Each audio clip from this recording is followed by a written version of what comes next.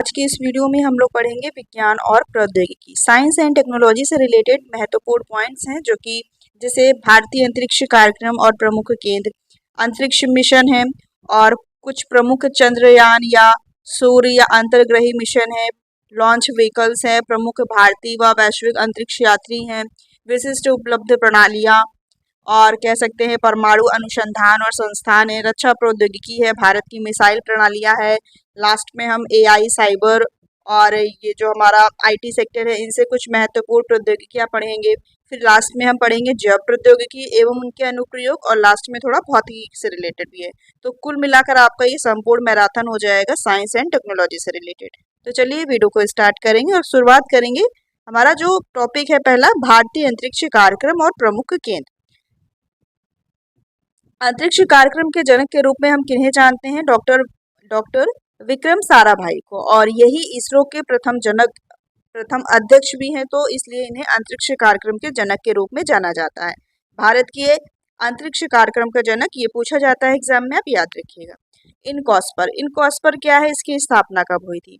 तो वर्ष 1962 में पंडित जवाहरलाल नेहरू, जो कि भारत के प्रथम प्रधानमंत्री रहे, इनके समय में Indian national committee for space research, जिसको शॉर्ट में इनकॉस्पर कहा जाता है, इसका गठन किया गया था, जो शुरू में परमाणु ऊर्जा विभाग के अंतर्गत आता था। इनकॉस्पर का फुल फॉर्म क्या हो जाएगा? Indian national committee for space research. फिर इसको बदल कर इसको इसरो किया गया। जो इनकॉस्पर था जिसका गठन 1962 में हुआ था, इसको बाद में बदलकर क्या किया गया? 1969 में इसरो कर दिया गया। अब इसरो क्या है सभी को पता है, इंडियन स्पेस रिसर्च ऑर्गेनाइजेशन। इसकी स्थापना डॉक्टर विक्रम साराभाई, जो कि अंतरिक्ष कार्यक्रम के जनक कहे जाते हैं, इनके ही सहयोग से 15 अगस्त 1969 को इनकॉस्पर का पुनर्गठन करके इसको इसरो कर दिया गया। इसकी स्थापना हो गई। फिर इसका मुख्यालय कहाँ है? तो बेंगलुरु, कर्नाटक में। इसरो के वर्तमान में अध्यक्ष के रूप में हम किन्हें जानते हैं? डॉक्टर वी नारायण को जानते हैं। और पहले कौन थे जो अंतरिक्ष कार्यक्रम के जनक जाने जाते हैं? डॉक्टर विक्रम साराभाई। तो यही इसरो के पहले प्रमुख या कह सकते हैं अध्यक्ष थे। अब इनके ही नाम से, विक्रम साराभाई के नाम से ही अंतरिक्ष केंद्र बना हुआ है, विक्रम साराभाई अंतरिक्ष केंद्र। कहाँ पर है ये? तो केरल, थुम्बा, तिरुवनंतपुरम में। स्थापना कब हुई थी? तो 1963 में हुई थी। इसकी विशेषता देखिए, ये क्या करता है, ये इसरो का सबसे बड़ा और प्रमुख अनुसंधान केंद्र, जहाँ पर उपग्रह प्रक्षेपण या यान जो रॉकेट होते हैं इनका डिजाइन और विकास किया जाता है, डेवलप किए जाते हैं, बनाए जाते हैं। डॉक्टर विक्रम साराभाई प्रसिद्ध भारतीय रॉकेट वैज्ञानिक, जिन्हें प्रायोगिक द्रव गतिकी का जनक भी माना जाता है, ये भी आप पॉइंट याद रखिएगा। अंतरिक्ष कार्यक्रम के जनक के साथ साथ इनको प्रायोगिक द्रव गतिकी का भी जनक माना जाता है। इन्होंने SLV जो सैटेलाइट लॉन्च व्हीकल है, इनसेट है, पोलर सैटेलाइट लॉन्च व्हीकल जैसी परियोजनाओं की नींव रखी थी। इनके विषय में हम आगे नीचे डिटेल में भी डिस्कस करेंगे। देखिए, सतीश धवन अंतरिक्ष केंद्र, ये क्या है? तो ये भी एक अंतरिक्ष केंद्र है। किनके नाम से? सतीश धवन के नाम से। स्थान कहाँ पर स्थित है? तो ये श्री हरिकोटा, आंध्र प्रदेश में स्थित है।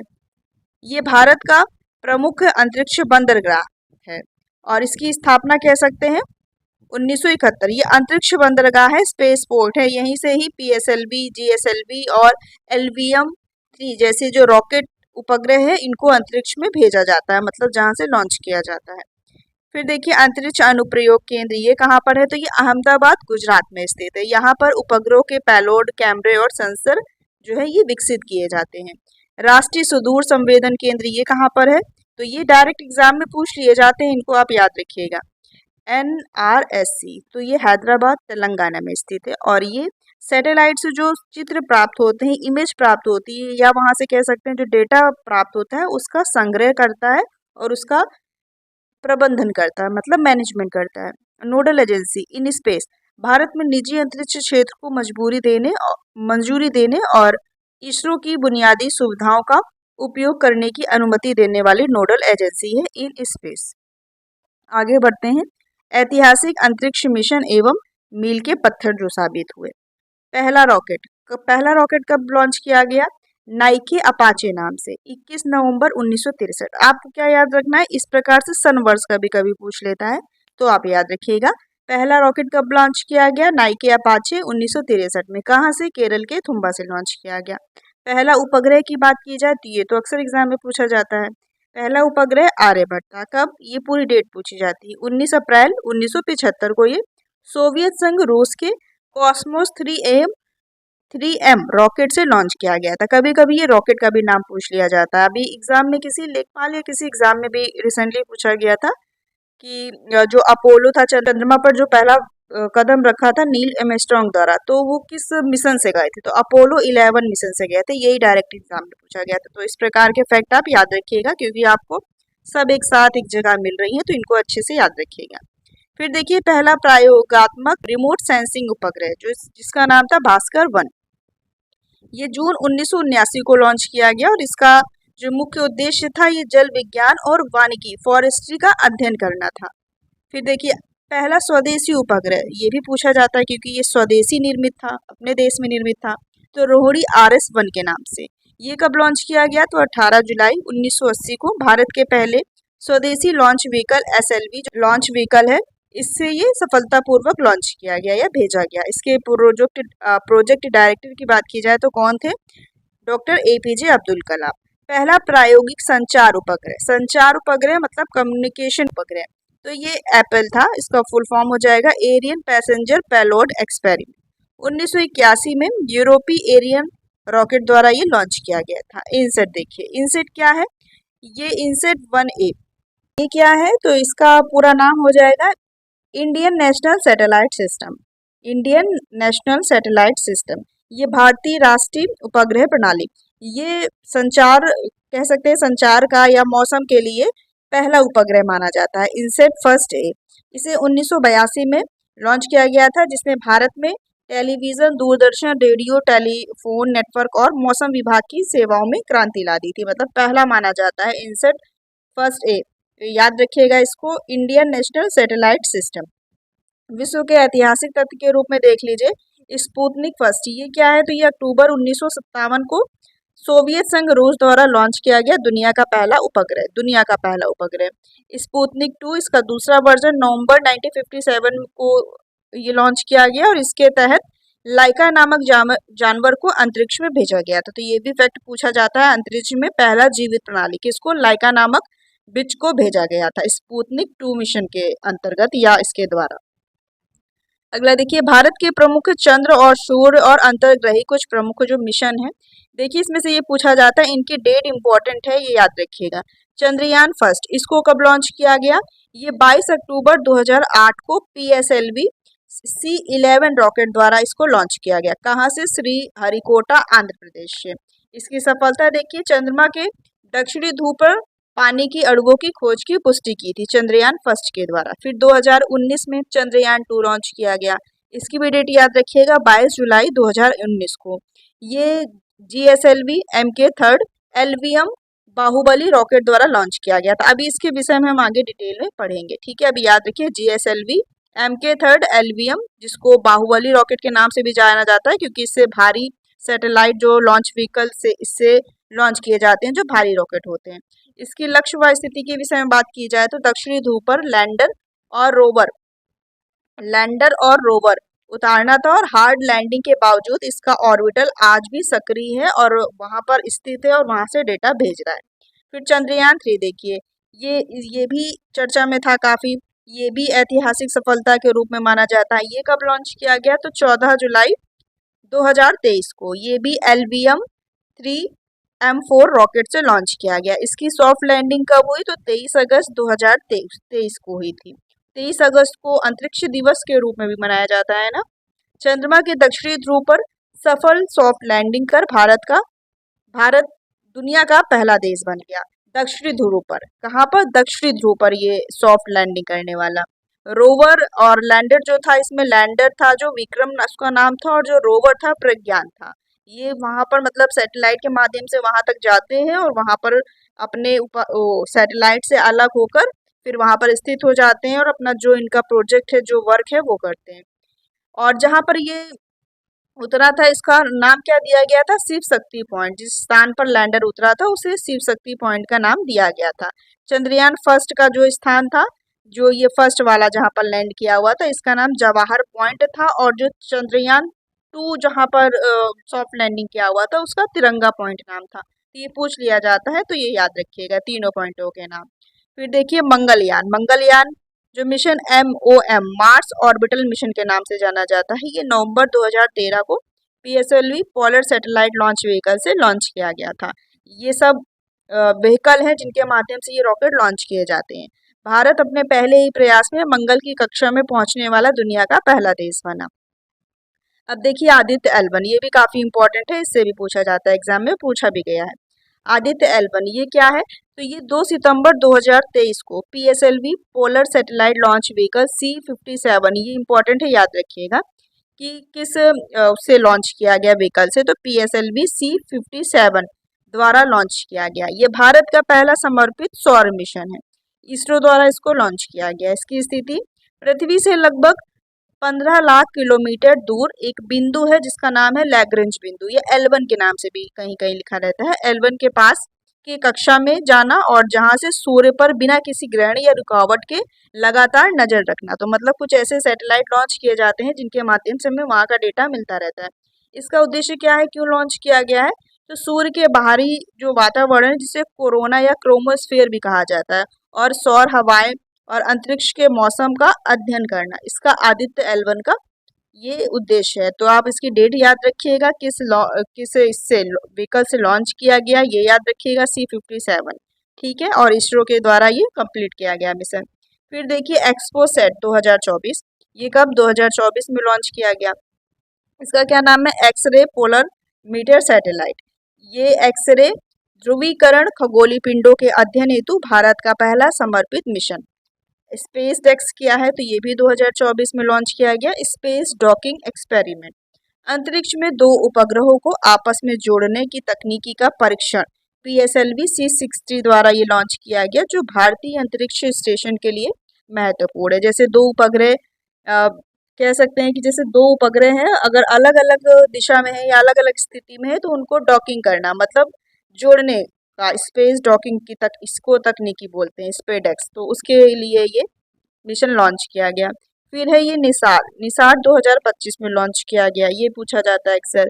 नासा और इसरो का ये संयुक्त मिशन, नासा अमेरिका की स्पेस एजेंसी है, इसरो जो है ये भारत की है। तो ये इनका संयुक्त कॉम्बिनेशन मिशन है, NASA ISRO synthetic aperture radar. NASA और इसरो का संयुक्त राडार उपग्रह मिशन है जो पृथ्वी के पारिस्थितिकी तंत्र और प्राकृतिक आपदाओं की निगरानी करेगा। तो ये 2025 में लॉन्च किया गया, ये निगरानी कर रहा है निसार, ठीक है।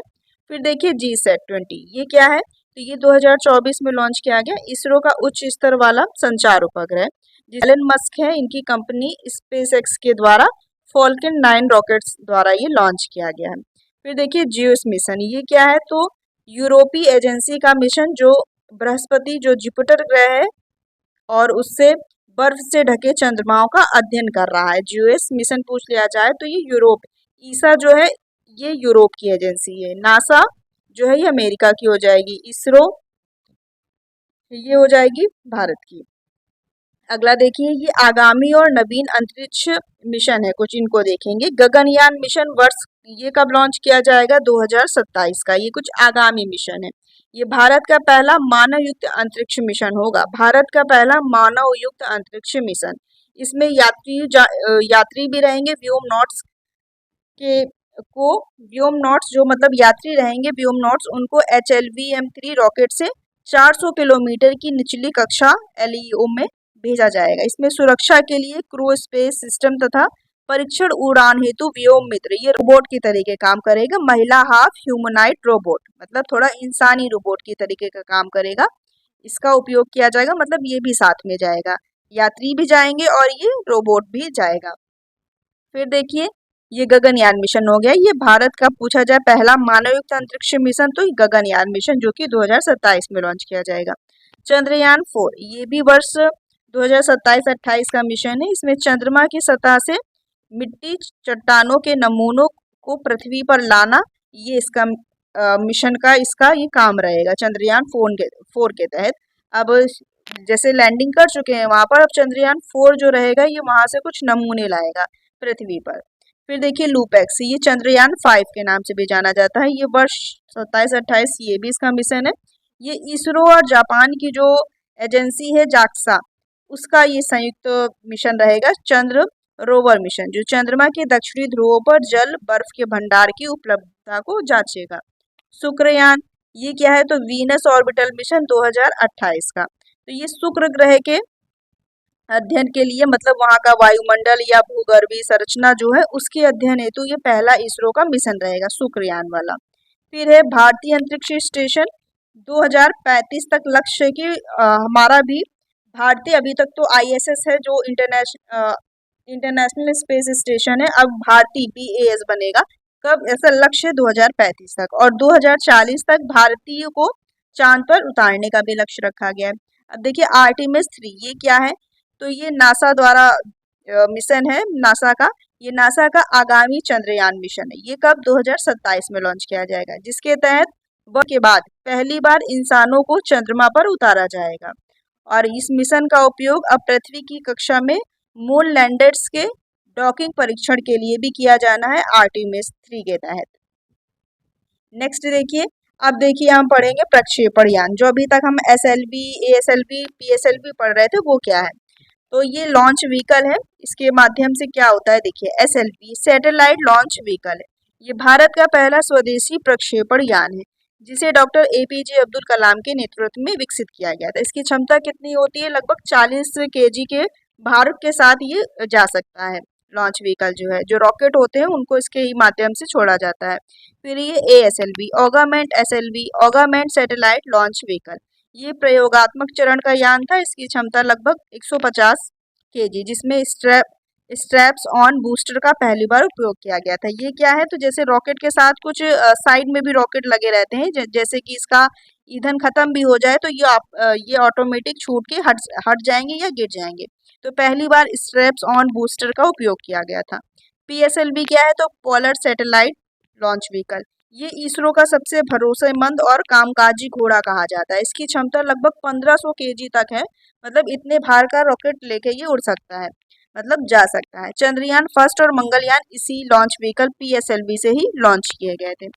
GSLV LVM-3, ये क्या है, तो geosynchronous satellite launch vehicle, ये भारी उपग्रह लगभग 4000 kg तक के रॉकेट को लेकर ऊपर जा सकता है, और ये 36,000 किलोमीटर की भूस्थैतिक कक्षा में भेजने वाला यान है। LVM-3 क्या है, GSLV MK3, इसे बाहुबली रॉकेट के नाम से भी जाना जाता है, अभी बताया था। इसके माध्यम से चंद्रयान 2 और चंद्रयान 3 और गगनयान मिशन के लिए ये इस्तेमाल किया जाएगा। ये चंद्रयान 2-3 तो हो चुका है, गगनयान जो आगामी मिशन है इसके लिए ये इस्तेमाल किया जाएगा। इसको बाहुबली रॉकेट के नाम से भी जाना जाता है। नेक्स्ट देखिए क्रायोजेनिक इंजन, ये क्या है, तो LVM लॉन्च व्हीकल मार्क 3, ये जो जिंकोनाइज सैटेलाइट लॉन्च व्हीकल है इसके ऊपरी चरण में प्रयुक्त होता है क्रायोजेनिक इंजन। इसमें अति शीतल तरल हाइड्रोजन ईंधन के रूप में और तरल ऑक्सीजन ऑक्सीकारक के रूप में इसका उपयोग किया जाता है, क्रायोजेनिक इंजन। निजी अंतरिक्ष क्रांति की बात की जाए, जो प्राइवेट स्पेस सेक्टर है, इसमें विक्रम फर्स्ट है। ये अभी करंट का भी क्वेश्चन बन सकता है। ये 18 जुलाई 2026 को इसको लॉन्च किया गया है, स्काई रूट एरोस्पेस, जो कि निजी कंपनी है, प्राइवेट कंपनी है।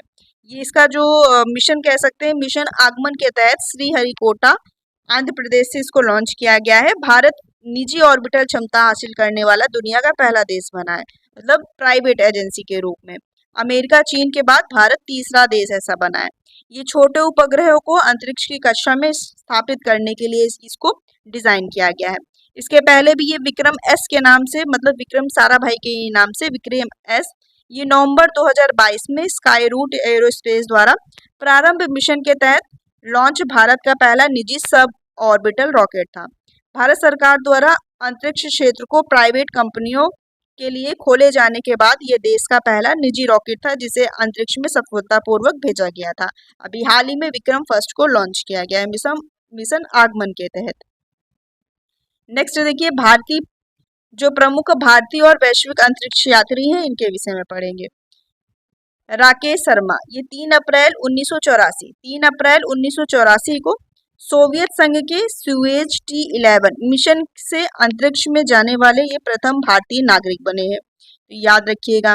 राकेश शर्मा, ये सब तो स्टैटिक जीके में भी अक्सर पूछा जाता है। कब? 1984 में। सोवियत संघ के सुएज T11 मिशन से अंतरिक्ष में जाने वाले ये पहले भारतीय नागरिक बने। फिर कल्पना चावला, अंतरिक्ष में जाने वाली पहली भारतीय मूल की ये पहली महिला है। ये 1997 में।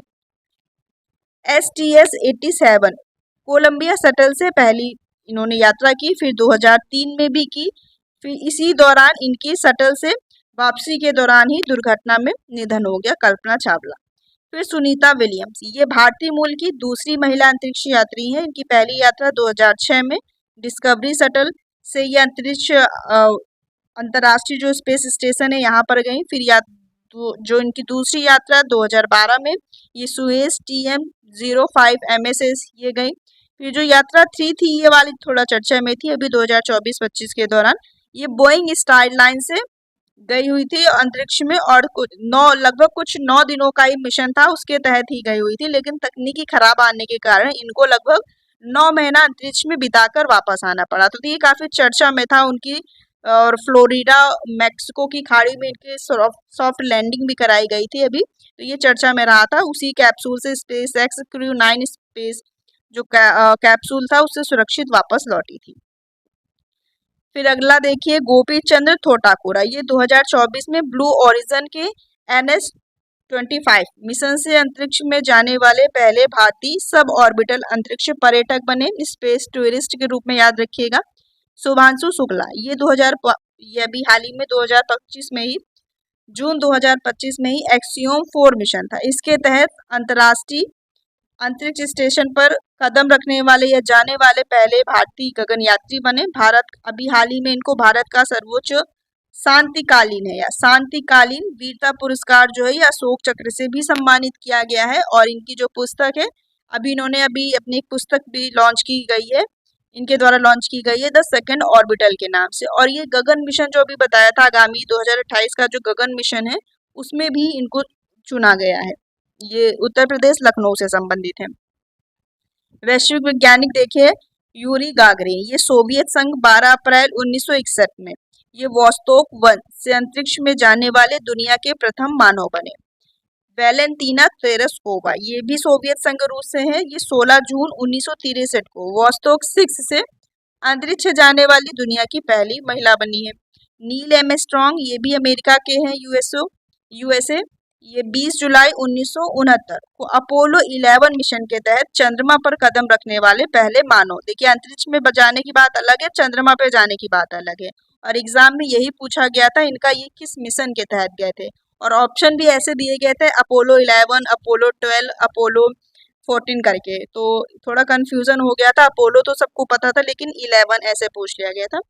डेनिस टिटो, ये भी यूएसए से है, दुनिया के पहले स्पेस टूरिस्ट 2001 में सुएज TM-32 यान से ये गए हुए थे। अगला देखिए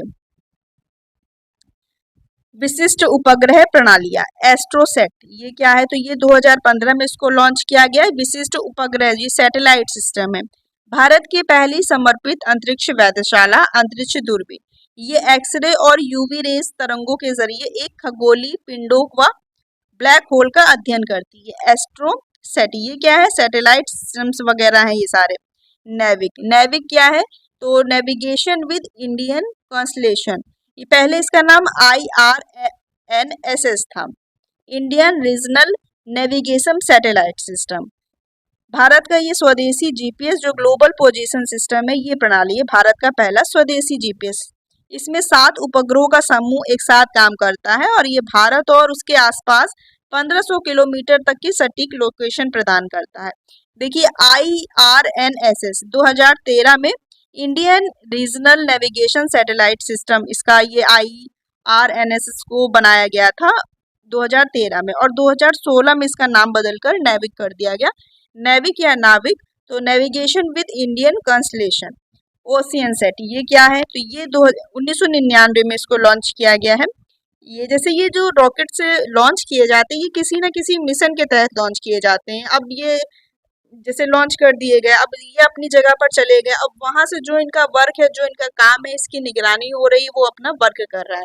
तो ये सब वही चीज है, ये कब लॉन्च की गई, जैसे 2015 है, 5 है, ये ओशियन सेट है, ये उपग्रह लॉन्च किए गए हैं किसी न किसी काम के लिए। जैसे ये समुद्र व तटीय क्षेत्रों की निगरानी करता है, समुद्र के रंग का विश्लेषण और जो साइक्लोन वगैरह चक्रवात की सटीक भविष्यवाणी करता है। अब ये- जैसे कहीं पर बाढ़ आनी या बारिश होनी या बादल फटना, ये कुछ जैसी मौसमी घटनाएं होती हैं, इनका जो कहते हैं मौसम विज्ञान है या जो मौसम एजेंसी है, ये हम लोगों को चेतावनी देती है समय समय पर कि ये ऐसा होने वाला है, अगले 6 घंटे में बारिश होने वाली है। तो ये सब इन्हीं ये जो सैटेलाइट सिस्टम है, इनके ही माध्यम से भविष्यवाणी करके ही ये सब चीजें बताई जाती है। तो बस उससे ही संबंधित ये सैटेलाइट सिस्टम है। कार्टोसैट ये क्या है, इसको आकाश में आग के रूप में भी जाना जाता है, 2005 पे लॉन्च किया गया था। ये हाई रिजोल्यूशन वाली तस्वीरें लेता है, जैसे नक्शे बनाना, सीमा सुरक्षा और सैन्य निगरानी हेतु भेजा गया ये उपग्रह है। ये तस्वीरें खींचता है, जैसे आकाश से इतने ऊंचाई से भी इतनी पृथ्वी की तस्वीरें खींचना, तो ये कार्टोसैट के माध्यम से होता है। ओशियन सेट क्या है, ये समुद्र व तटीय क्षेत्रों की निगरानी के लिए। नेक्स्ट देखिए, स्पेस मलबे की रोकथाम के लिए भी कुछ महत्वपूर्ण कदम उठाए गए हैं। ये क्या है, इसको देखिए, नेत्रा या नेत्र, ये इसरो द्वारा इसको 2020 में लॉन्च किया गया था। ये भारतीय उपग्रहों को अंतरिक्ष मलबे या कचरे से बचाने वाला स्वदेशी चेतावनी नेटवर्क है। नेत्रा नेटवर्क का पूरा नाम क्या हो जाएगा, network for space object tracking and analysis, SpaDeX. ये क्या है, तो इसको इसरो द्वारा बनाया गया ये ऐतिहासिक मिशन है। इसके तहत अंतरिक्ष में दो उपग्रहों को आपस में जोड़ना या डॉकिंग और अलग करने का सफल परीक्षण करना था। ये शायद ऊपर पढ़ा था। इसको 2024 दिसंबर में लॉन्च किया गया था PSLV polar satellite launch vehicle C60 द्वारा। जनवरी 2025 को दोनों उपग्रहों की सफल डॉकिंग के साथ भारत में ये तकनीकी हासिल करने वाला दुनिया का चौथा देश बन गया। इसके पहले ये SpaceX ये जो डॉकिंग वाला है, ये अमेरिका, रूस और चीन कर चुका है। लिग्नोसेट ये क्या है, तो ये क्योटो यूनिवर्सिटी जो जापान द्वारा इसको विकसित किया गया है और ये लकड़ी का उपग्रह है। 2024 को स्पेसएक्स के रॉकेट के जरिए इसको अंतरिक्ष ISS जो अंतर्राष्ट्रीय अंतरिक्ष स्टेशन है, यहाँ पर भेजा गया था। अंतरिक्ष से लौटते वक्त ये धातु की तरह खतरनाक कण छोड़े बिना पूरी तरीके से जलकर खाक हो जाता है। मतलब जो इसको ले जाने का मिशन था, उसको वहां पर छोड़ा और वापस आते समय जैसे कचरा हो गया या मलबा जिसको कहते हैं, तो उसको हटाते हुए ये अपने आप ही नष्ट हो जाएगा। लकड़ी का है तो जलकर नष्ट हो जाएगा, जैसे अगर किसी धातु का है तो वो वहीं पर मौजूद रहेगा। तो इससे संबंधित है। इसमें अंतरिक्ष और वायुमंडल का कचरा नहीं बढ़ता है इससे। 25 वर्षीय मिशन या नियम क्या है, तो इस मिशन के तहत समाप्ति के मतलब कोई मिशन है, उसके समाप्ति के 25 वर्षों के भीतर या 25 वर्षों के अंदर उपग्रहों को वायुमंडल में जलाना या ग्रेवियार्ड ऑर्बिट मतलब निष्क्रिय काम जो निष्क्रिय हो चुके हैं या काम अपना करना बंद कर चुके हैं, ऐसे जो उपग्रह हैं, यह उपग्रह खराब उपग्रहों को भेजने के लिए अंतरिक्ष में बनाया गया एक क्षेत्र है।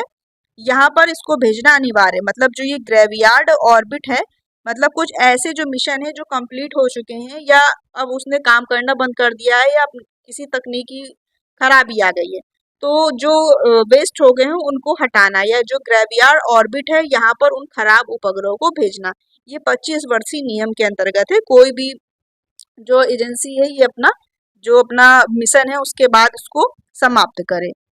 फिर अगला देखिए, परमाणु अनुसंधान संस्थान और प्रमुख तथ्य, इनको पढ़ेंगे।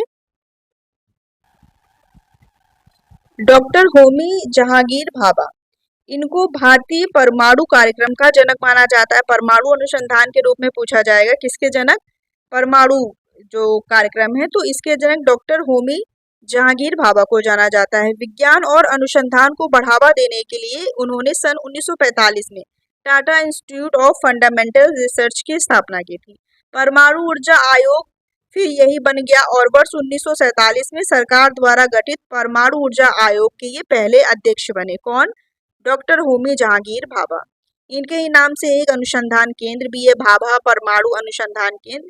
कहाँ पर है, तो ये ट्रॉम्बे मुंबई में स्थित है। 1954 में ये स्थापित किया गया डॉक्टर होमी जहांगीर भाभा द्वारा। इसका क्या कार्य है, तो परमाणु ऊर्जा विज्ञान, रिएक्टर तकनीकी और परमाणु ईंधन चक्र से जुड़े अनुसंधान करना, ये परमाणु से रिलेटेड। अभी हम लोग क्या अंतरिक्ष पढ़ रहे थे, ये परमाणु अनुसंधान संस्थान है। फिर ये देखिए इंदिरा गांधी परमाणु अनुसंधान केंद्र, ये पूछ लिया जाता है कहाँ स्थित है, तो ये कलकप्पम तमिलनाडु में स्थित है। इसकी स्थापना 1971 में हुई थी।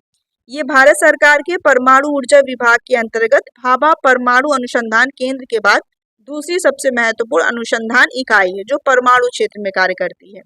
इसका कार्य क्या है, तो फास्ट ब्रीडर रिएक्टर तकनीकी का विकास करना और परमाणु ईंधन चक्र पर अनुसंधान करना, शोध करना।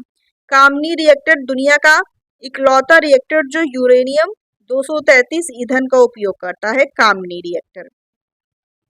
अगला देखिए, अब कुछ महत्वपूर्ण परमाणु से रिलेटेड तथ्य हैं, जैसे कि परमाणु ऊर्जा आयोग का गठन कब हुआ, 1948 में। इसके प्रथम अध्यक्ष या जनक के रूप में डॉक्टर होमी जहांगीर भाभा को जाना जाता है। पहला परमाणु अनुसंधान रिएक्टर ये क्या है, कौन सा था, तो ये अप्सरा था 1956 में, और ये एशिया का भी पहला माना जाता है पहला परमाणु अनुसंधान रिएक्टर। पहला यदि स्वदेशी अनुसंधान रिएक्टर की बात की जाए तो ध्रुव 1985 में इसका अनुसंधान ये शोध किया गया। फिर पहला परमाणु परीक्षण की बात की जाए तो 18 मई 1974 को पोखरण राजस्थान में किया गया था, और कोडिंग नाम क्या था, स्माइलिंग बुद्धा, इसके नाम से परमाणु परीक्षण किया गया था। दूसरा परमाणु परीक्षण ये मई 1958 में किया गया, 98 में किया गया, और ये भी पोखरण राजस्थान में किया गया था, और इसका क्या नाम था, ऑपरेशन शक्ति।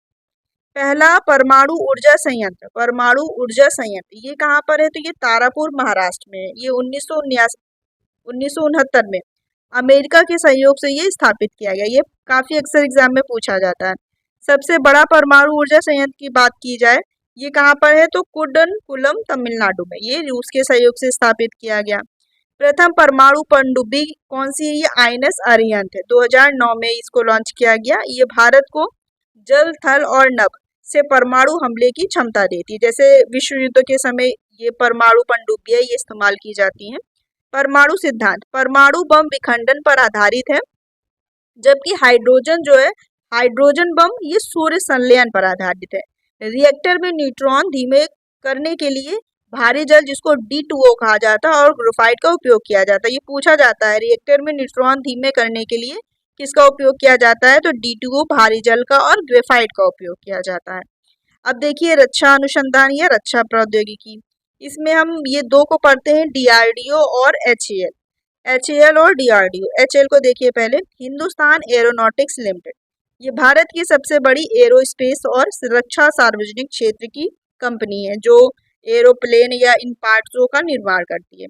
HAL इसकी स्थापना 1940 में, कब, 1940 में की गई, बेंगलुरु में स्थित है।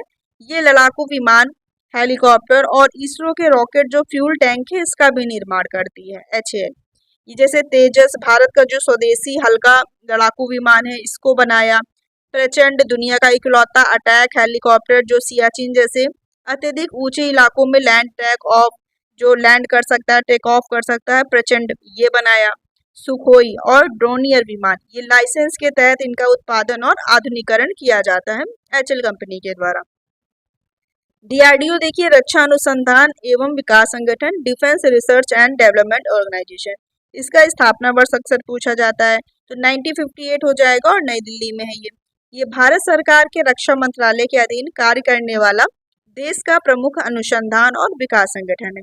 जैसे सशस्त्र बलों में थल सेना, वायुसेना और नौसेना के लिए आधुनिक हथियार बनाना, मिसाइल, राडार, इलेक्ट्रॉनिक युद्ध प्रणालियां और जो वाहन है ये बख्तरबंद वाहनों का डिजाइन और विकास करना, मतलब जो कह सकते हैं युद्ध के समय इस्तेमाल होने वाली कुछ नई तकनीकी से संबंधित चीजों का विकास करना और इनका डिजाइन करना, ये सब किसके द्वारा किया जाता है, DRDO और HAL अधिकतर एयर स्पेस के लिए काम करता है, और जो DRDO है ये रक्षा अनुसंधान से रिलेटेड सभी चीजों का काम करता है।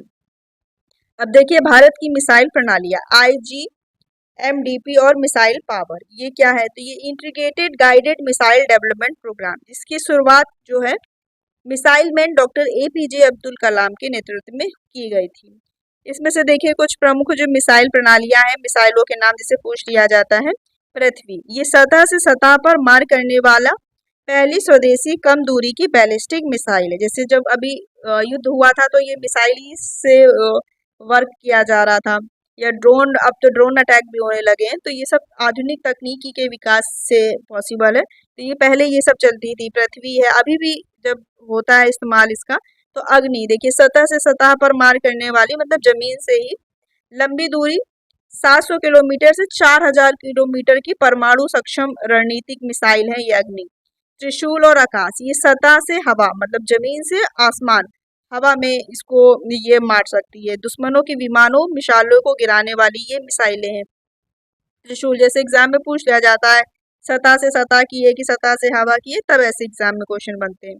नाग, ये क्या है, तो टैंक रोधी गाइडेड मिसाइल। इसका सिद्धांत क्या है, दागो और भूल जाओ। एक बार इसको दाग दो और ये अपना जो इसका लक्ष्य है वहां पर अपना जाके दाग देता है, तो वही दागो और भूल जाओ पर कार्य करता है। ये नाग पूछा गया एग्जाम में। हेलेना, ये नाग मिसाइल का हेलीकॉप्टर लॉन्च संस्करण है। ब्रह्मोस, ये भारत और रूस का संयुक्त उपक्रम है। दुनिया की सबसे तेज सुपरसोनिक क्रूज मिसाइल यह है ब्रह्मोस। इसे थल से, जल से, नभ, पनडुब्बी सभी जगह से दागा जा सकता है। अभी इसका उद्घाटन एक ब्रह्मोस मिसाइल केंद्र का ये अभी लखनऊ में भी हुआ था। अस्त्र, ये क्या है, तो भारत की पहली स्वदेशी हवा से हवा। अब पूछ लिया जाए भारत की पहली स्वदेशी हवा से हवा मार करने वाली मिसाइल कौन सी है, अग्नि आ जाएगा, नाग आ जाएगा, ब्रह्मोस आ जाएगा, अस्त्र आ जाएगा, तो आप अस्त्र बताइए। भारत की पहली स्वदेशी हवा से हवा निर्भय, ये भारत की पहली स्वदेशी सबसोनिक क्रूज मिसाइल है। सागरिका, ये परमाणु पनडुब्बी जैसे आईएनएस अरिहंत से दागी जाने वाली बैलिस्टिक मिसाइल है। प्रलय, चीन और पाकिस्तान की सीमाओं के लिए विकसित नई कम दूरी की सतह से सतह मार करने वाली बैलिस्टिक मिसाइल है। पिनाका, ये स्वदेशी multi barrel rocket launcher system है। स्कॉर्पियम श्रेणी पनडुब्बी, ये कलवरी, खांदेरी, करंज, वेला, वागीर, वागसीस, ये सब इसके प्रोजेक्ट, ये पनडुब्बिया के प्रोजेक्ट हैं। सुदर्शन, ये अभी कब, सुदर्शन ये अभी ऑपरेशन मिशन जो सिंदूर था उसमें ये देखा गया था सुदर्शन, जब युद्ध हो रहा था। तो ये सुदर्शन नामक जो एयर डिफेंस सिस्टम है ये काफी अच्छा है। ये रक्षा प्रणाली भारतीय वायुसेना में वर्तमान में सक्रिय है और इसको रूस से लिया गया था। सुदर्शन, ये जो एयर डिफेंस सिस्टम प्रणाली है। अगला देखिए, अब हम कुछ पढ़ेंगे एआई, साइबर, आईटी एवं अन्य आधुनिक प्रौद्योगिकियां। अब आप ये बताइए, परमाणु आपने पढ़ लिया, अंतरिक्ष पढ़ लिया है। अगर वीडियो को आप पसंद कर रहे हैं और आपको लग रहा है कि हमारा ये साइंस एंड टेक्नोलॉजी का रिवीजन हो रहा है, तो वीडियो को जरूर लाइक कीजिएगा और अपने दोस्तों के भी साथ शेयर कर सकते हैं। चलिए पढ़ते हैं आप एआई वगैरह। तो एआई तो ये आपने सभी अलग से कंप्यूटर में ही पढ़ा होगा, लेकिन थोड़ा सा हम थोड़ा जानकारी ले लेंगे एआई और डीप लर्निंग। पहले देखिए आर्टिफिशियल इंटेलिजेंस आता है, फिर मशीन लर्निंग आता है, फिर और उसका अध्ययन गहन करते हैं तो हम डीप लर्निंग पर पहुंचते हैं। एआई सबसे बड़ा दायरा है, फिर उसके बाद मशीन लर्निंग उसका हिस्सा है और डीप लर्निंग मशीन लर्निंग का एक उन्नत स्वरूप है। एआई में आर्टिफिशियल न्यूरल नेटवर्क एएनएन मानव मस्तिष्क के न्यूरॉन्स की तर्ज पर कार्य करते हैं। आर्टिफिशियल जो इंटेलिजेंस है, ये एआई या कृत्रिम बुद्धिमत्ता, ये एक व्यापक तकनीकी टेक्नोलॉजी है जिसका उद्देश्य मशीनों में इंसानों की तरीका सोचना, समझना और निर्णय लेने की क्षमता को विकसित करना है। अब जैसे हम चैट जीपीटी, जेमिनी वगैरह का इस्तेमाल करते हैं, तो अब कुछ लोग तो इससे बात भी करते हैं। हम कुछ चीज उससे पूछते हैं तो वो उसका रिप्लाई ऐसे देता है जैसे हम मानो किसी पर्सन से बात कर रहे हैं। तो ये मशीनों में इंसानों की तरीके को, बुद्धि की तरह सोचने समझने को डेवलप करने से रिलेटेड है। मशीन लर्निंग ये क्या है, तो ये एआई का ही हिस्सा है जिसमें कंप्यूटर को खुद से डेटा के आधार पर सीखने और अनुभव से अपने काम को बेहतर बनाने की क्षमता की ट्रेनिंग दी जाती है।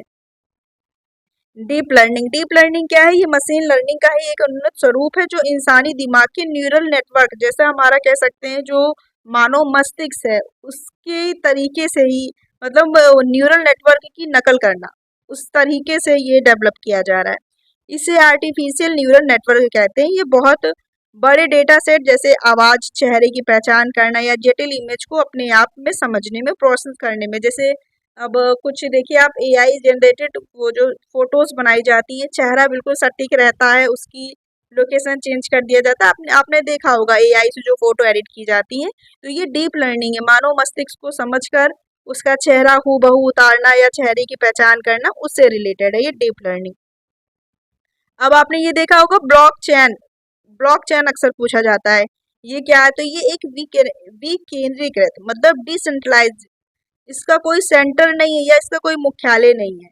ये इस प्रकार से विकेंद्रीकृत है और क्रिप्टोग्राफिकली सुरक्षित डिस्ट्रीब्यूटेड लेजर प्रणाली है। इसका उपयोग डेटा को सुरक्षित और पारदर्शी रखने के लिए किया जाता है। इसका छोटा सा एग्जांपल है, जैसे हमारा जो लेन देन रहता है ऑनलाइन, जितना भी ट्रांजैक्शन है या हम कुछ शॉपिंग करते हैं, या हमारा डिटेल आज से हमने 10 साल पहले या 4 साल पहले हमने क्या चीज़ ऑर्डर की थी, किस तारीख को क्या मंगाया था, किस एड्रेस पे मंगाया था, इसका रिकॉर्ड हम ऑनलाइन देख सकते हैं। हम देख सकते हैं, हमारी आईडी से कोई लॉगिन करेगा तो वो देख सकता है, और जहाँ से हमारा पार्सल आ रहा है या जहाँ पर ये सेव है डेटा, वो देख सकता है। मतलब विकेंद्रीकृत है, कोई भी किसका इसका एक सेंटर नहीं है। तो वही चीज़ है डिसेंट्रलाइज।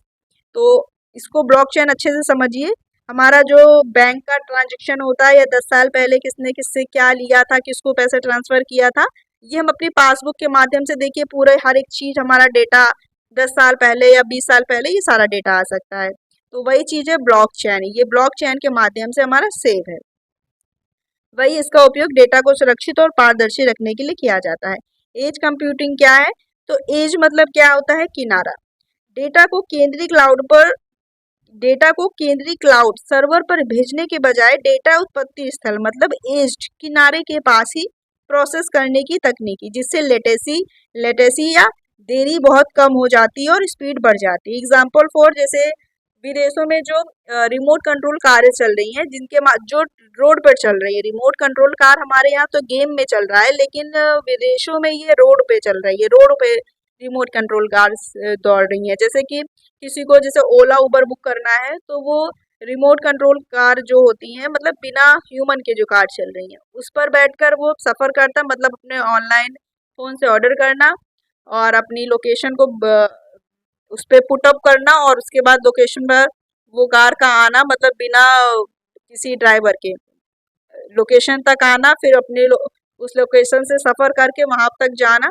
ये किसके माध्यम से हो रहा है? Edge computing. अब जैसे एग्जांपल फॉर, अब कार जा रही है और यहाँ पर ट्रैफिक है, या यहाँ पर सामने कोई व्यक्ति आ रहा है, तो अगर यहाँ पर कोई ह्यूमन नहीं बैठा है और उसको चाहिए कि यहाँ तुरंत प्रोसेस हो जाए, जैसे ही वो स्थिति देखे, ट्रैक करे और वैसे ही स्कैन करे, और उसके माध्यम से हमको ब्रेक लगाना है, मतलब हमको नहीं, मतलब उस कार में जो सेट की गई हैं सारी चीज़ें फंक्शनेट, उसको ब्रेक लगाना है, तो वो क्या, वो डायरेक्ट वो सर्व क्लाउड के पास भेजेगा, वहाँ सर्वर से कहेगा कि सामने कोई व्यक्ति आ रहा है, गाड़ी को पॉज करना है या रोकना है? नहीं।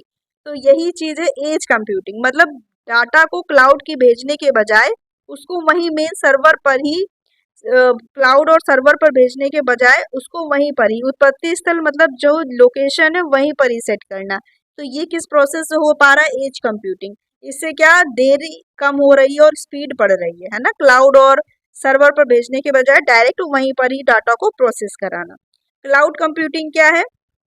ये आप ये समझिए, हम इन सब चीज़ों को आपको ऐसे सरल शब्दों में बता रहे हैं जैसे कि किताबों में नहीं होता है, तो इसलिए आपको चीज़ें ये समझ में आ जाती हैं। अब देखिए क्लाउड कंप्यूटिंग ये क्या है?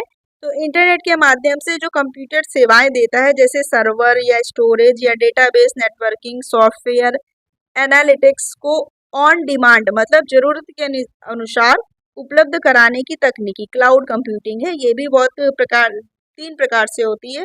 IaaS, PaaS platform as a service, infrastructure as a service, एक होती है सॉफ्टवेयर एज अ सर्विस। जैसे छोटा सा एग्जांपल लीजिए, आप गूगल ड्राइव का इस्तेमाल करते होंगे, तो ये भी क्लाउड कंप्यूटिंग का एग्जांपल है। मतलब डेटा क्लाउड पर, क्लाउड मतलब एक खुले आसमान में सेव हो रहा है, हो तो रहा है लेकिन पता नहीं है किसको कहाँ हो रहा है, बस वो क्लाउड कह सकते हैं, मेन सर्वर या एक जगह पर वो सेव हो रहा है। तो हम गूगल ड्राइव या जीमेल का, जैसे अब जीमेल आपका फुल हो जाता है तो एक ऑप्शन आता है कि आप जीमेल को मंथली परचेज करिए, आप मंथली पे करिए और अपना डेटा को उसमें सेव करिए, अब आपको डिलीट विलीट करने की जरूरत नहीं है। तो ये सब किस में आता है? क्लाउड कंप्यूटिंग में। डेटा को एक जगह स्टोर करना ऑनलाइन, जहाँ भी आप अपना जीमेल लॉगिन करेंगे वो आपका डेटा, फोटोज या गूगल फोटोज आपने देखी होगी, आपकी फोटोज सेव हो रही हैं गूगल फोटोज के माध्यम से, तो वो भी कैसे, क्लाउड कंप्यूटिंग के जरिए सेव हो रही है। डीप फेक व कानून, ये भी एक जनरेटिव एडवर्सरियल नेटवर्क तकनीकी पर आधारित है, जैसे जो डीप फेक फोटोज या चीजें जनरेट की जाती हैं। इसके अंतर्गत कुछ धाराएं भी हैं, जैसे साइबर अपराध से रिलेटेड। ये आईटी एक्ट 2006 में आईटी एक्ट 2000 में ये धाराएं दी गई हैं, जैसे 66D कंप्यूटर द्वारा पहचान बदल कर धोखाधड़ी करने पर इसमें सजा है। 66E में क्या है, ये प्राइवेसी का जो उल्लंघन करते हैं उस पर सजा है 66E का। 67 क्या है, 67 पर है अश्लील या आपत्तिजनक डिजिटल सामग्री के प्रसारण पर प्रतिबंध लगाना। तो ये आईटी एक्ट की प्रमुख धाराएं हैं, डीप फेक और साइबर अपराध से रिलेटेड। बाकी इसमें तो काफी सारी धाराएं हैं। अब हम आते हैं अपने बायोटेक्नोलॉजी टॉपिक पर, जैव प्रौद्योगिकी। विज्ञान और तकनीकी का ऐसा क्षेत्र जिसमें जीव, बैक्टीरिया, यीस्ट, पौधे और जंतुओं या उनके अंगों या कोशिकाओं का उपयोग करके मानव कल्याण के लिए उपयोगी उत्पाद या सेवाएं तैयार की जाती हैं। इसे हम जैव टेक्नोलॉजी में पढ़ते हैं। इसके प्रमुख क्षेत्र उद्योग में भी है, चिकित्सा, कृषि, पर्यावरण में किया जाता है। अब पूछा जाता है एग्जाम में, जैव प्रौद्योगिकी शब्द के जनक ये किसने दिया, तो करोली एरेकी वर्ष 1999 में पहली बार बायोटेक्नोलॉजी शब्द का गढ़ा था या दिया था। नेक्स्ट देखिए, अनुवांशिकी के जनक, फादर ऑफ जेनेटिक्स, तो ग्रेगर जॉन मेंडल, इनके द्वारा ये अनुवांशिकी के जनक माने जाते हैं। इनके द्वारा ही अनुवांशिकी या जेनेटिक्स को परिभाषित किया गया। जेनेटिक इंजीनियर के जनक के रूप में पॉल बर्ग, इन्हें पुनर्संयोजन डीएनए तकनीकी पर कार्य करने के लिए जाना जाता है। प्रमुख जैव प्रौद्योगिकी देख लीजिए, मेजर टेक्नोलॉजीज हैं जो बायोटेक्नोलॉजी के माध्यम से डेवलप की गई हैं। आरडीएनए तकनीकी, ये क्या है, तो रिकॉम्बिनेंट डीएनए टेक्नोलॉजी। इसका क्या कार्य होता है, तो इस वांछित जीन्स जो होते हैं उनको एक जीव से निकालकर दूसरे जीव में ट्रांसफॉर्मेशन करना या डीएनए के साथ जोड़ना, बदलना, तो यही है बायोटेक्नोलॉजी। इसका मुख्य उपकरण, ये तो खैर नहीं पूछा जाएगा, आपको याद रखना है। आरडीएनए ये जो तकनीकी है, वांछित जीन को एक जीव से निकालकर दूसरे जीव के डीएनए के साथ जोड़ना या बदलना। पीसीआर तकनीकी क्या है, इसके जनक के रूप में कैरी मुलिस का नाम याद रखिएगा। इसका कार्य क्या है, तो डीएनए की एक अल्प मात्रा या एकल खंड की कम समय में लाखों करोड़ों प्रतियां तैयार करना। कोविड-19 और डीएनए जांच में इसका उपयोग किया गया था, पीसीआर का। क्लोनिंग क्या है, तो सिमेटिक सेल न्यूक्लियर ट्रांसफर, ये क्या है, तो इसका कार्य है किसी कोशिका या जीव की आनुवांशिक रूप में हूबहू प्रतिकृति तैयार करना। प्रमुख उदाहरण, डॉली नामक जो भेड़ है, इसको विकसित किया गया था क्लोन के माध्यम से। भारत में एनडीआरआई करनाल हरियाणा द्वारा इसको विकसित किया गया, समरूपा भैंस और गंगा नामक गाय को, किसके माध्यम से, किसी कोशिका का जीव की आनुवांशिक रूप से हूबहू नकल करके तैयार किया गया, क्लोनिंग, जिसे क्लोनिंग मेथड कहते हैं उसके माध्यम से। डीएनए फिंगरप्रिंटिंग, ये इसके जनक सर एलेक जेफरीज, भारत में जो जनक डीएनए फिंगरप्रिंटिंग के जाने जाते हैं, डॉक्टर एलजी सिंह को। इसका क्या कार्य है, तो व्यक्तियों की पहचान करना, ये तो पता ही है डीएनए क्या कार्य करता है, पितृत्व विवाद को सुलझाना, जैसे अनसुलझे रहस्य हैं, जैसे पता नहीं चल रहा है बच्चे का पिता कौन है या माता कौन है, तो इससे डीएनए से ये पहचान हो जाती है, और आपराधिक मामलों में भी इसकी जांच के लिए इस्तेमाल किया जाता है। जीन थेरेपी, ये क्या है, तो इसका कार्य अनुवांशिक दोषों या खराब जीन्स जो होते हैं उनके जगह स्वस्थ जीवों द्वारा इसको प्रतिस्थापित करके आनुवांशिक बीमारियों का इलाज किया जाता है जीन थेरेपी के माध्यम से। सर्जरी की भी कहा जाता है, सर्जरी के माध्यम से जैसे कुछ चीज़ों का रिप्लेसमेंट किया जाता है, तो वो।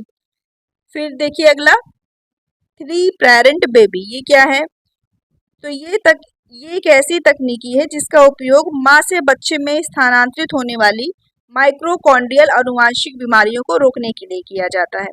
ये क्या है, तो ये थोड़ा इम्पॉर्टेंट है, ये CRISPR Cas9, ये क्या है, तो ये एक उन्नत जीन एडिटिंग तकनीकी है। इसमें Cas9 एक एंजाइम आणविक कैंची की तरह काम करता है, जो डीएनए को विशिष्ट स्थानों से काटने में मदद करता है मानव शरीर के अंदर। इसके जनक या खोजकर्ता के रूप में एमुनियल चार पेंटर, इनका नाम याद रखिए, जेनिफर डोडोना, इनका नाम याद रखिए। इनको 2020 में रसायन का नोबेल पुरस्कार भी दिया गया था। इसकी मदद से वैज्ञानिक किसी जीव के डीएनए अनुक्रम में बहुत ही सटीक रूप से सुधार कर सकते हैं। मतलब एक आणविक कैंची से उसको काट के यानी किसी खराब जीन को हटा सकते हैं और नया जीन जोड़ सकते हैं। ये सब नई नई टेक्नोलॉजीज हैं मेडिकल के क्षेत्र में, जिनके माध्यम से ये सारी चीज़ें पॉसिबल हो पा रही हैं, या उसमें हेर फेर या बदल कर सकते हैं, बदलाव कर सकते हैं। अब देखिए कार टी सेल थेरेपी क्या है। तो ये कैंसर के इलाज के लिए, जैसे नहीं कहते हैं कि मशीन के द्वारा इलाज हो रहा है या सूक्ष्मदर्शी के माध्यम से, उस तरीके की जितनी भी ये नई टेक्नोलॉजी के टाइप से ये जो मेडिकल के क्षेत्र में योगदान दे रही है, ये सब यही सारी चीज़ें हैं बायोटेक्नोलॉजी के माध्यम से। ये कैंसर के इलाज के लिए अत्याधुनिक जीन और इम्यूनोथेरेपी तकनीकी है। इससे मरीज के शरीर से स्वेत रक्त जो कोशिकाएं होती हैं, टी सेल्स, इनको निकालकर लैब में अनुवांशिक रूप से संशोधित किया जा रहा है, मॉडिफाइड किया जा रहा है, फिर ताकि वे कैंसर कोशिकाओं को पहचान कर नष्ट कर सकें। उसके बाद में इन्हें वापस मरीज के शरीर में डाल दिया जाता है। जैसे भारत की पहली स्वदेशी कार टी थेरेपी, प्रथम जीएम जो ये जेनेटिकल मॉडिफाइड है जो फसल है, इसी तरीके से मतलब रिप्लेस संशोधित करके और जीन में उसमें बदलाव करके भारत में 2002 में भारत में स्वीकृत और व्यावसायिक रूप से उगाई जाने वाली जो पहली और एकमात्र अनुवांशिक रूप से संशोधित जेनेटिकली मॉडिफाइड या जीएम कहा जाता है जो फसल है, ये बीटी कॉटन है। बीटी कॉटन या कपास, याद रखिएगा। गोल्डन राइस देखिए, ये फिलीपींस में ये एक अनुवांशिक रूप से संशोधित, ये भी जीएम या जेनेटिकली मॉडिफाइड है, चावल है जो बीटा कैरोटीन से भरपूर है। ये शरीर में जाकर विटामिन ए में परिवर्तित होता है और इसमें इसकी कमी को दूर करता है। Golden rice. अब देखिए जो हमारा लास्ट टॉपिक है, भौतिकी या ऑप्टिकल्स के अनुप्रयोग हैं। जैसे प्रकाश का पूर्ण आंतरिक परावर्तन किसके माध्यम, जैसे पूछ लिया जाता है किसका एग्जाम्पल है, ऑप्टिकल फाइबर, तो ये पूर्ण आंतरिक परिवर्तन का कारण है। ऑप्टिकल फाइबर उच्च गति इंटरनेट और दूर संचार में बिना सिग्नल हानि के माध्यम से डेटा संचारित करने के लिए ऑप्टिकल फाइबर, आपने केबल्स भी सुनी होंगी, ये किस पर आधारित है, ये भौतिकी के ही एग्जाम्पल है जो कि पूर्ण आंतरिक परावर्तन पर कार्य करते हैं। एंडोस्कोपी, तो चिकित्सा क्षेत्र में शरीर के आंतरिक अंगों की जांच और चित्र देखने के लिए एंडोस्कोपी, ये भी पूर्ण आंतरिक परावर्तन पर ही आधारित है। होलोग्राम और मरीचिका, ये ऑप्टिकल भ्रम और सुरक्षा लेबल बनाने में इसका इस्तेमाल किया जाता है, पढ़ा होगा आपने फिजिक्स में मरीचिका। ध्वनि और पराश्रव्य तरंगे, तो सोनोग्राफी, अल्ट्रासाउंड, ये 20,000 हर्ट्ज से अधिक आवृत्ति की पराश्रव्य तरंगों का उपयोग करके भ्रूण विकास और आंतरिक अंगों की चिकित्सा इमेजिंग करने के लिए, जैसे आपने देखा होगा अल्ट्रासाउंड में कुछ या एक्सरे वगैरह होती हैं, शरीर के अंदर की हड्डियों का भी एक कहाँ पर टूटी फूटी है, तो ये सारी चीजें, ये सब किसके माध्यम से होती है, सोनोग्राफी या पराश्रव्य तरंग के माध्यम से। सोनार देखिए, समुद्र की गहराई मापने और जलमग्न वस्तुओं को पनडुब्बियों का पता लगाने के लिए इसका सोनार का इस्तेमाल किया जाता है। नेक्स्ट देखिए विद्युत चुंबकीय स्पेक्ट्रम, अवरक्त किरणें, ये इंफ्रारेड रेज जो कि टीवी रिपोर्ट कंट्रोल में हमारे रहती है, नाइट विजन कैमरों में, थर्मल इमेजिंग में अवरक्त किरणों का उपयोग किया जाता है। एक्स रेज, ये हड्डियों के फ्रैक्चर का पता लगाने और सुविधा स्कैनिंग के लिए या एयरपोर्ट चेकिंग में ये एक्स रेज का इस्तेमाल किया जाता है। एक्स रे, पराबैंगनी किरणें, यूवी रेज, अल्ट्रावायलेट रेज, ये वाटर प्यूरिफाई, जल संशोधन और बैक्टीरिया को नष्ट करने के लिए पराबैंगनी किरणों का इस्तेमाल किया जाता है।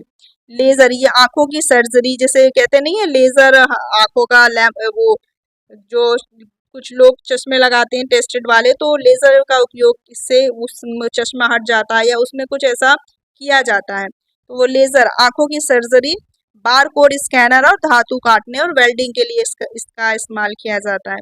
फिर देखिए प्रकाश का अपवर्तन और परावर्तन, लेंस और सूक्ष्मदर्शी जो माइक्रोस्कोप्स वगैरह होते हैं, जैविक कोशिकाओं का अध्ययन करने और दूर दृष्टि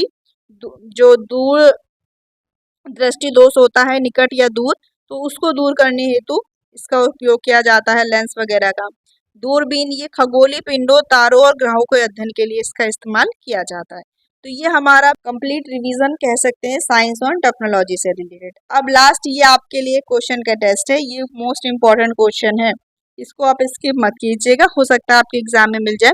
देखिए क्वेश्चन है, भारत का पहला समर्पित सौर अंतरिक्ष मिशन आदित्य L1 जो सूर्य के बाहरी वातावरण कोरोना जो परत रहती है उसको कोरोना बोला जाता है, कोरोना का अध्ययन करने के लिए भेजा गया था। किस प्रक्षेपण यान या लॉन्च व्हीकल द्वारा लॉन्च किया गया था? LVM-3M4, PSLV C-57, GSLV F-10 या SSLV D-2। तो ये इसका आंसर आप लोग को कमेंट बॉक्स में बताना है। नेक्स्ट मिलते हैं आपके साथ अगले वीडियो में।